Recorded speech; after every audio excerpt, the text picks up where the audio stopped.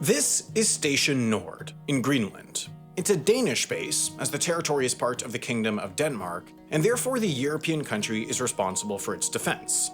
Station Nord ranks as the northernmost Danish base and the second northernmost continuously inhabited place on Earth. Therefore, the job of the 6 soldiers stationed there is largely just to keep it inhabitable.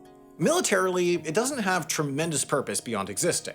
The Danes say to search their sovereignty in the vast emptiness of northern Greenland. Perhaps the 6,000-foot gravel runway is of some strategic value, but really it's a research camp that happens to be run by the Danish military. All summer long, it sees a non-stop rota of scientists. It's a similar story down in Mestersvig. This is an old base that at this point is pretty much just maintained and is occasionally used for scientific purposes. Perhaps the best known of Denmark's Arctic installations is Danborg. That's because it's the base of the country's primary military capabilities in the region, dog sled patrols. This function originated in World War II when Nazi forces were hiding weather stations in eastern Greenland in order to improve the accuracy of their forecasts in support of their military pursuits, and still to this day, the dog sleds are the Danish military's primary means of patrolling almost 10,000 miles of coastline. Teams of 2 set out for multi-month missions, hopping between resupply huts refilled by boat and aircraft during the summer months, and taking years to complete one full patrol of the coast. But dog sled patrol, of course, does little beyond assert sovereignty. Aside from that, there's technically a small Danish installation at Kangerlussuaq Airport, as it's home to the one and only Danish military aircraft permanently stationed in Greenland, a Bombardier CL-604 Challenger surveillance aircraft, but that's pretty much the entirety of Danish military presence north of the Arctic Circle. A couple of bases, staffed by a couple dozen personnel, and some dogs. This military geography, or lack thereof, forms part of the basis for the most recent proposal for the US to just outright purchase Greenland. Denmark is a NATO member, and therefore some military leaders in the US are concerned about such a lack of defense capability in such a large region so close to the US. Of course, the proposal appears preposterous at first. Large land purchases by one country from another have not meaningfully happened since the era of colonialism, and the very appeal of the idea is rooted in the same manner of exploitation of a territory's resources, be them human or natural. Greenland, however, is in a unique situation. It's not quite like Canada or Mexico or the Panama Canal or the Gaza Strip or any of the other slices of Earth American President Trump has proposed annexing. Greenland acts as an autonomous, self-governing territory of the Kingdom of Denmark. It's similar to the relationship between Scotland and the UK, for example. Culturally, politically, and geographically, it's almost entirely isolated from Denmark, but less so economically. Denmark pays for about 2/3 of Greenland's government budget, and its contributions add up to about a quarter of the territory's GDP. Meanwhile, Greenland pays no taxes to Denmark. It's a one-way flow of money. Therefore, looking at it at the simplest possible level, excluding politics, culture, history, any of the practical concerns, or the way people actually feel in reality right now, it's easy to grasp a scenario where all parties come out happy. The US gets the territory it wants, Greenland gets a greater cash inflow in exchange, and Denmark stops having to send hundreds of millions of dollars a year to a far-off territory. But considering the core of the purported value is wrapped up in the strategic benefit for the military, examining the need requires an understanding of the military geography across the entire far north. And here, nestled on the coast of North Star Bay, is the simplest explanation for how Denmark can have such a minor presence in its massive territory. This is the United States' largest Arctic installation, Pituffik Space Base. Compared to the Danish equivalents, this is colossal. It's got a 10,000-foot, 3,000-meter runway, it's staffed by about 600 personnel, it's got the world's northernmost deepwater port. It's really a fully equipped US military base like those that dot the entire world, just really, really far north. Its location makes it a 3 to 4 hour flight to all of Russia's northern coast, or just over 5 hours to Moscow. Given this proximity, the base's population peaked at more than 10,000 during the height of tensions with the Soviet Union in the 60s. Today, its role centers around missile tracking, signals intelligence, and satellite communications, although it regularly hosts fighter jets and other offensive aircraft to train for their operations in the environment should the need arise in a conflict. Pituffik, however, is an anomaly. It is by far the largest military facility west of the Prime Meridian and north of the Arctic Circle. Its next nearest neighboring facility is Canadian Forces Station Alert, an hour's flight to the north. Not much detail is publicly known about what, specifically, the station does, but broadly it's a joint Canadian-American signals intelligence facility taking advantage of the location for surveillance and monitoring of whatever NATO, the US, or Canada deems a threat. Physically, it's closer to Moscow than it is to Ottawa, which historically allowed for greater surveillance capabilities on the Soviet Union, and today allows the same with Russia. It's so far north, in fact, that the curvature of the Earth prevents it from having a line of sight with communication satellites in geosynchronous orbit around the equator. Therefore, the Canadians built a network of microwave repeaters on mountaintops across Ellesmere Island that each have line of sight with each other, allowing transmissions to reach satellites via Eureka, a small combo research military base that is just far enough south to see the satellites. There's also a Canadian military presence down on Baffin Island at the Novosibirsk Naval Facility, which is on the cusp of opening following more than a decade of construction delays. Its purpose is pretty simple. It's home to 2 big storage tanks to refuel Canadian naval vessels, allowing them to patrol longer and further into the Arctic, which is something the military is keen to do as sea ice shrinks and the waterways become navigable for more weeks each year. Beyond that, there's a training facility in Resolute Bay, and as far as major permanent Canadian military facilities in the Arctic go, that's about it. To the west, one might expect that the most militarized country on Earth would also have the most militarized Arctic territory, but that's far from the case. In fact, the only permanent American facilities north of the Arctic Circle in Alaska are long-range radar sites used by NORAD for early detection of missiles, aircraft, and other potential threats, although these days they are primarily run by civilian contractors who fly in and out of the attached airfields to do work. Most are not staffed full-time, particularly by enlisted service members. Just south of the Arctic Circle, though, is a far more significant presence.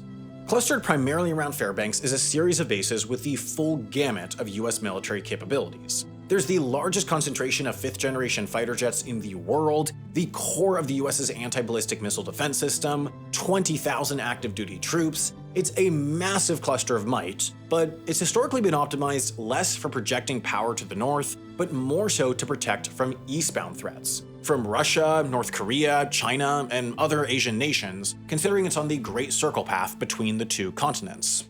Russia's Arctic posture, however, is quite different. Tracking westward, it starts modest. The country's easternmost facility of any significance is referred to as Polar Star.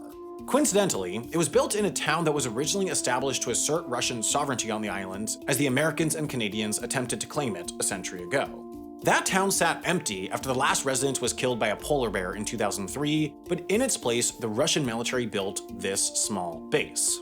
It's only accessible by helicopter and boat, and little is known about what happens there beyond the operations of this radar facility and the associated anti-aircraft missile systems. But without an airfield, it has little offensive capability. That's why, a 2-hour flight to the west, they're building this, Temp Air Base.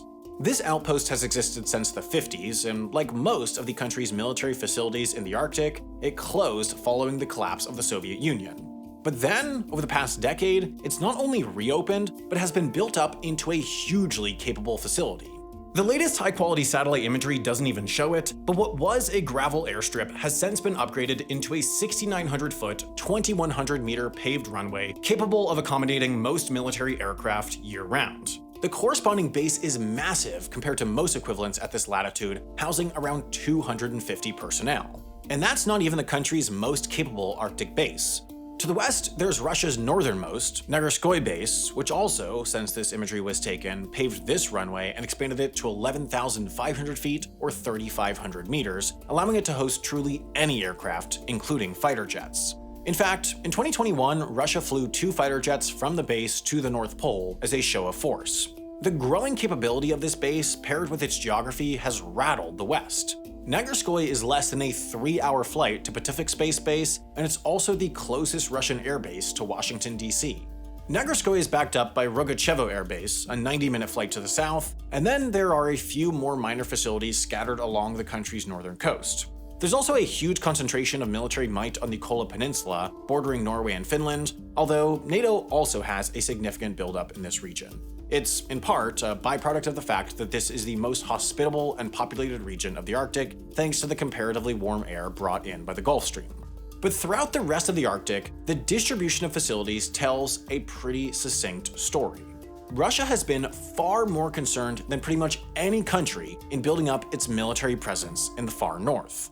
Of course, dots on maps aren't what truly matters militarily. They're a proxy for capability, and capability is what matters in conflict. But there too, Russia appears to have the upper hand. Beyond its bases, the primary manner in which the US is able to bring military capability to anywhere is through its naval resources. It has one of the largest and almost certainly most powerful navies in the world, and between cruisers, destroyers, aircraft carriers, and more, it's capable of bringing a huge amount of force truly anywhere, except the Arctic. Submarines can operate in the Arctic year-round since they float beneath the ice, but beyond that, no other US ships have hardened hulls capable of cutting through sea ice. That means that, for the majority of the year, the Arctic is the one area of the world to which the US can't project power by sea. Of course, the solution to this is icebreakers. They not only can access frozen areas themselves, but they can cut a channel for other ships that lack hardened hulls. The US has 3 of these, all operated by the US Coast Guard. Russia, meanwhile, has 41 of them. This includes a series of brand new nuclear-powered icebreakers that are more powerful and longer-ranged than any other in the world. And this imbalance exists across just about every military capability in the Arctic. Whatever the US has, Russia has more of. They have more training, more equipment designed for the extreme cold, more snow-capable vehicles, more ports, more airfields. Their GPS alternative navigation system, GLONASS, even has more satellites reaching higher latitudes, giving it better coverage in the polar regions. And all of these capabilities, especially in the period leading up to Russia's invasion of Ukraine, have been growing faster than at any time since the Cold War. It's become a cliché over the last decade to call the renewed interest in the far north as a race for the Arctic. But ever since 2007, when an emboldened Russia planted its flag underwater on the North Pole, it's been hard to think of it as anything less. And it's been hard to think of any nation aside from Russia as the current leader in that race. In just about all metrics, Russia's leading the way. But while Russia's actions have encouraged a response by the rest of the world to hurriedly catch up, Russia, for its part, has viewed its northern activity as less an exceptional push into an underdeveloped corner of the map and more a natural progression as part of a larger, cohesive defense strategy. This all centers around the Kola Peninsula. In the past decade, Russia has heavily reinvested in this region by modernizing the Severomorsk air bases and upgrading the Okolnaya and Gadzhievo submarine bases. Critically, though, this is reinvestment. Historically, the facilities along this peninsula were central to Soviet defense, and as Russia's relations with the West have gotten colder while its ambitions have grown larger, they're viewing the region's defense capabilities as vitally important once again. As analysts have noted, this investment has little to do with any sort of race to the Arctic or the Arctic itself, and more to do with a return to a strategy called bastion defense. Effectively, the country wants to create an air and sea buffer between itself and other nations that ensures freedom of movement across the Barents and Norwegian seas for its northern fleet, along with its increasingly important northern natural gas industry. What makes this particular bastion so critical for Russian defense is the fact that this area harbors what's believed to be about 2/3 of Russia's nuclear strike capabilities in its ballistic missile submarines, which operate as a key nuclear deterrent and the nation's second strike capabilities should it be attacked. So, while at the periphery of the world from most's perspective, this area is already central to Russian defense, which means increased traffic creates an increasingly paranoid Russia. The invasion of Ukraine has only added to the paranoia. For one, Russia's invasion has shaken up the map of the High North, pushing the long neutral neighbors in Finland and Sweden to join NATO, making the High North a 7-1 split between NATO and non-NATO nations. While a repercussion of their own actions, this has only served to further the sense of encirclement for Russian military planners. And making Russia more concerned is the fact that it was the Northern Fleet's ground resources that led the invasion into Ukraine in the first place.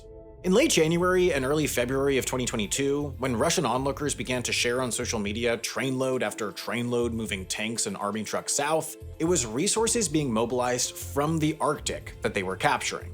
In the weeks that followed, those resources, much of the 200th Brigade, were dramatically beaten back, then bogged down on the outskirts of Kharkiv, ensuring there'd be no quick return. While exact numbers are difficult to come by, only an estimated fifth of the 200th Brigade has remained stationed on the Kola Peninsula, while the failed attempt to seize Kharkiv decimated the fleet's ground forces. At the same time that Russia has moved troops away from the High North has also become more economically central to the country. Total trade across the North Sea route hit an all-time high in 2022, while new LNG terminals above the Arctic Circle went online, using the North Sea route to move product to China. And with the subsequent sanctions that came with invasion, Russia has diverted traffic of crude oil bound for Asia through the Arctic, while reportedly beginning to build a ghost fleet of tankers that have been quietly tracking across the region to avoid sanctions entirely. Taken together, what's long been understood from a Russian perspective as a military stronghold has become increasingly important economically, increasingly hostile militarily, and increasingly vulnerable. Feeling cornered, the nation has taken to lashing out with aggressive military maneuvers, joint military exercises with China, and going as far as destroying infrastructure like undersea cables. Much of the sensationalism of the increasing military importance of the Arctic, then, can be explained by the collision of two very different geopolitical narratives. In the West, the US and its allies in NATO are dramatically falling behind Russia in Arctic capabilities, so it must rush to catch up. In Russia, it seems the rest of the world is pushing to encircle and endanger its northern coast, an area strategically important for its defense and its economy, so it must dig in. But both these competing narratives run into a stark reality of which Greenland sits directly in the middle. There's just not a lot of actual infrastructure, military, civilian, or otherwise, in the upper reaches of the Arctic. All real American and Russian might hovers around the very edge of the Arctic Circle, while the island and its military personnel numbered in the hundreds, from a strategic perspective, represents largely a blank space on the map. China, for one, has come knocking. With a reversal of a rare earth elements mining ban in 2013 by Greenland's parliament, the island's rich natural resources caught the eye of investors. Chinese firms seeking to back uranium mining in the island's south, zinc mining in the island's north, and oil field production off its coast had all begun doing their due diligence on how to open up shop. In 2025, the Ten Breeze mine in southern Greenland, optimistically projected to produce over half of the global non-Chinese rare earth elements, went up for sale and garnered heavy Chinese interest. Only heavy American and Danish lobbying in early 2025 pushed the sale to an American firm for reportedly a fraction of market value. In each case of Chinese mining interest, the fear of the nation's increased influence in the region has pushed the projects back, but these increasingly accessible rare earth elements are bound to keep international firms coming back. It stands to reason, given the demand and the potential economic windfall for the island, that it's only a matter of time before a foreign mining company gets a real foothold. And still, the commercial appeal is dwarfed by the strategic and defense appeal. There's just really no landmass as centrally located to the high Arctic as Greenland, and no place that so cleanly splits the divide between east and west, nor sits so near to critical seaways that serve as entrance and exit to the high north. Seemingly so far beyond the purview of Denmark's focus, for the emboldened it feels up for grabs. Given Denmark's self-admitted lack of defense investment in the island, the US's increasingly bad faith dealing with the rest of the world, and the vamping narrative tension in the Arctic, the future of Greenland can be presented as a rhetorical this or that. If not America, then who? But Greenland is not empty. Its people do have a say, NATO is not just an empty vassal for the US to control, and Denmark, though behind, is not asleep at the wheel. In response to President Trump's rhetoric, Greenland's prime minister has held talks with European leaders about maintaining its semi-autonomous standing, NATO countries have talked about deploying troops to Greenland, and Denmark's announced $2 billion in increased defense spending for the island. The capability gap in the Arctic is real. It's clear that, for a US military so accustomed to unequivocal superiority, the imbalance in infrastructure and experience is uncomfortable. What's less clear is how sovereign control of Greenland would help that. The US already has a major military presence in the territory, and there's never been a major impediment to operations or expansions at Pituffik Space Base due to the lack of sovereignty. In fact, over recent years, the US has announced plans to upgrade and expand the facility, and while Danish and Greenlandic authorities didn't immediately agree, a short negotiation with a few concessions led to rather swift approval.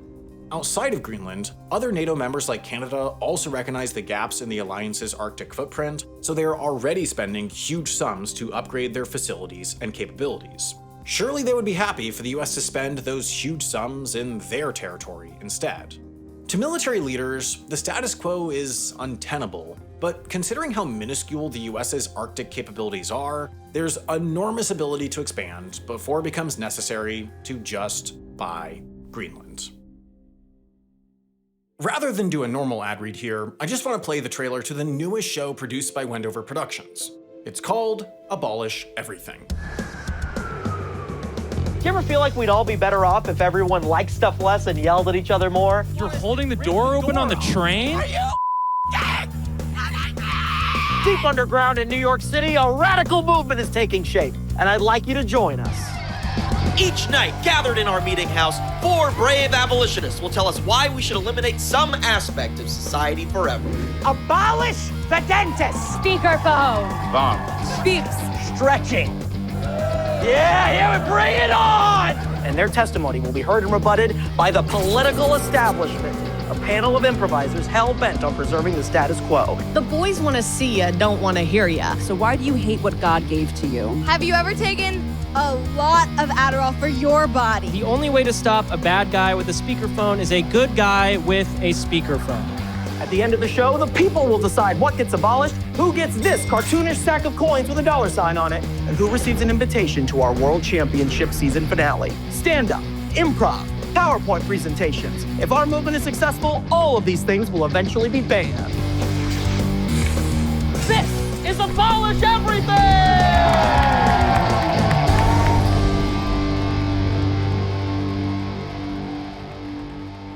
The first episode of Abolish Everything is already out, and more are coming out every 2 weeks exclusively on Nebula, and a lot of people seem to be really enjoying it. It's obviously pretty different from what we've made in the past, but I think it's the kind of comedy that will appeal especially to Wendover fans, as comedians make rather ridiculous PowerPoint presentations loosely grounded in reality to pitch their case to the political establishment.